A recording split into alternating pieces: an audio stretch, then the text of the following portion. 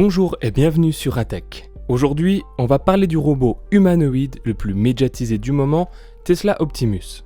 Pourquoi ce robot capable de plier une chemise avec une précision presque zen a encore du mal à survivre dans une vraie maison? Comment se fait-il qu'un prototype présenté comme le futur du travail ait besoin d'autant d'aide humaine en coulisses? Et surtout, qu'est-ce que ces limites nous disent vraiment sur l'avenir des humanoïdes dans nos usines, nos villes et peut-être nos salons? Pour décrypter les forces et faiblesses d'Optimus, il faut observer ce qu'il est réellement. Tesla a conçu un humanoïde de taille humaine, s'arrêtant poliment à environ 1,73 m pour 57 kg. Sa fiche technique promet une capacité de porter jusqu'à 20 kg grâce à 28 degrés de liberté dans le corps et 11 par main pour la manipulation fine, lui permettant, en théorie, de saisir un œuf sans en faire une omelette. Son cerveau repose sur la philosophie Tesla, des caméras, des capteurs et des puces FSD associés à des modèles d'IA entraînés sur de vastes jeux de données du monde réel. Sur le papier, Optimus est présenté par Elon Musk comme un futur pilier de Tesla, un produit censé se vendre en masse à un prix cible évoqué autour de 30 000 $, avec l'ambition de dépasser les voitures en importance économique et d'introduire une ère d'abondance où le travail physique deviendrait optionnel. Pourtant, entre la vision et la réalité, le fossé n'est pas qu'un simple bord de tapis. La batterie embarquée, autour de 2,3 kWh, suffit à quelques heures d'activité, mais reste insuffisante pour une journée complète sans recharge, ce qui tempère les discours optimistes sur son endurance. Les actuateurs, basés sur des matériaux légers, offre des mouvements fluides, mais cette élégance mécanique a son revers, une certaine fragilité face aux chocs ou aux efforts imprévus. Résultat, dans les environnements parfaitement plats et contrôlés du laboratoire, Optimus impressionne, mais dès que l'on s'aventure au-delà du terrain de jeu aseptisé, chaque sol glissant ou chaque obstacle imprévu devient un test de survie grandeur nature pour la machine. C'est là que se niche la différence capitale entre les vidéos virales et les coulisses. Lorsque Musk a montré Optimus pliant du linge, l'exploit a fait le tour du monde. La démonstration semblait parfaite, mais il a ensuite reconnu publiquement que ce scénario n'était pas encore exécuté en totale autonomie. Le robot avait été téléopéré pour cette tâche précise, même si l'objectif reste d'atteindre un jour une exécution autonome. Actuellement, une partie des démonstrations les plus spectaculaires d'Optimus restent des chorégraphies très encadrées, parfois téléopérées, parfois répétées jusqu'à l'obtention de la prise parfaite. Lors d'événements publics, les robots ont parfois été réduits au rôle de figurants ou à des tâches simples, et un prototype s'est même déjà effondré en mimant un geste apparemment banal, révélant brutalement les limites physiques de la plateforme actuelle. Pour un système en R&D, c'est normal pour un futur employé robotique universel, cela rappelle surtout que l'autonomie fiable est encore un horizon lointain. L'écart entre l'image et la réalité engendre un problème stratégique. Chaque fois qu'un Optimus trébuche ou fige, la séquence est disséquée par le monde entier, bénéficiant d'une attention disproportionnée. L'acceptation sociale d'une telle technologie n'est pas un détail anodin. Un humanoïde qui fait rêver dans un teaser, mais inspire la méfiance dès qu'il vacille, met en jeu la réputation de l'entreprise autant que la qualité de son algorithme. C'est le prix de l'ambition d'un robot qui nous ressemble tant. Au cœur des difficultés d'Optimus se trouve un paradoxe partagé par tous les humanoïdes. Vouloir ressembler à un humain et fonctionner dans un monde conçu pour les humains est à la fois un avantage et une malédiction technique. D'un côté, un robot bipède peut en théorie utiliser les mêmes portes, escaliers et outils.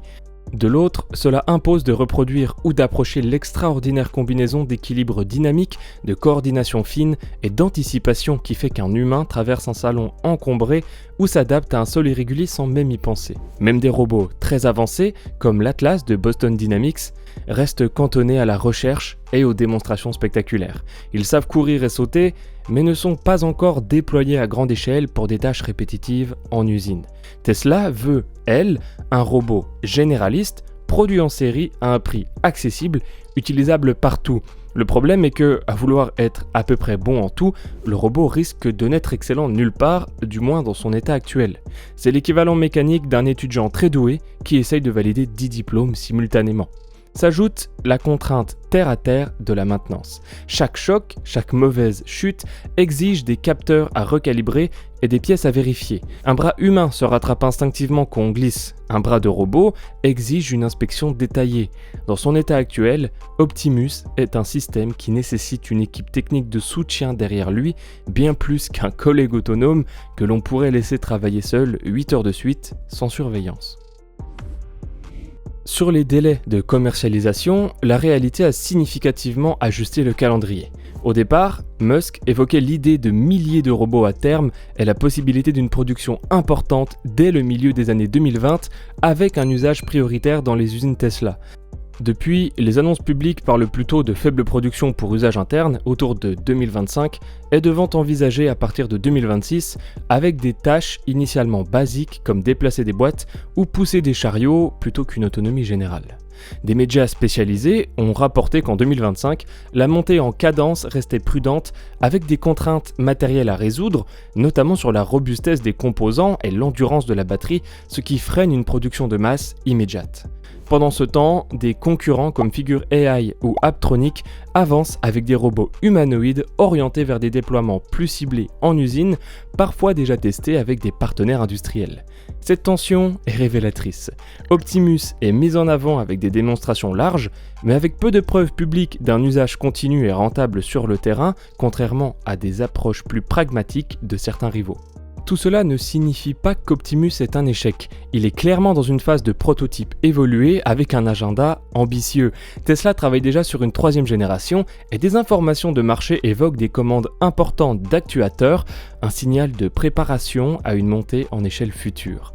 Mais entre une vidéo de quelques secondes et un robot qui tourne en 3x8 sans incident, il y a un gouffre opérationnel que même les meilleurs modèles d'IA ne comblent pas du jour au lendemain. Reste alors la grande question. Que nous dit Optimus du futur des humanoïdes ?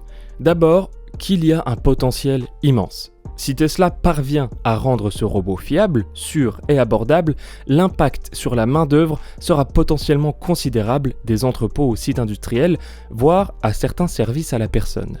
Mais il faut admettre que pour l'instant, Optimus brille davantage dans les démonstrations soigneusement scénarisées que dans la confrontation avec la vraie vie faite de sols mouillés et de gens qui ne suivent jamais le script. Ensuite, Optimus pose des questions éthiques et légales cruciales. Qui sera responsable si un robot blesse quelqu'un en trébuchant ? Quelle place laissera-t-on au travail humain dans un monde où des machines peuvent effectuer des tâches physiques pénibles et certaines tâches qualifiées de manière répétable ? Sommes-nous prêts à croiser des humanoïdes dans nos bureaux, à leur confier des objets, voire des proches, comme si de rien n'était ? Pour l'instant, Optimus reste plus de promesses que produit, capable de plier du linge et de manipuler des objets avec une dextérité dans des conditions contrôlées, mais pas encore capable de gérer le chaos d'un environnement réel sans tomber, se figer ou encore demander de l'aide humaine. En un sens, Tesla poursuit un idéal, un assistant quasi parfait dans un monde foncièrement imparfait où un simple café renversé peut devenir un obstacle technique insurmontable. C'est peut-être là la meilleure manière de résumer le robot aujourd'hui, une vitrine très avancée de ce que l'IA et la robotique promettent, mais encore trop fragile pour se fondre discrètement dans la vie quotidienne sans exiger une attention constante. Voilà ce qui conclut ce décryptage. Merci d'avoir suivi jusqu'au bout. Si la vidéo vous a plu, n'hésitez pas à laisser un like et à nous dire en commentaire votre avis sur cette situation. De nouveaux épisodes arrivent bientôt, alors n'oubliez pas de vous abonner à la chaîne et à activer la cloche pour ne rien manquer. À très bientôt.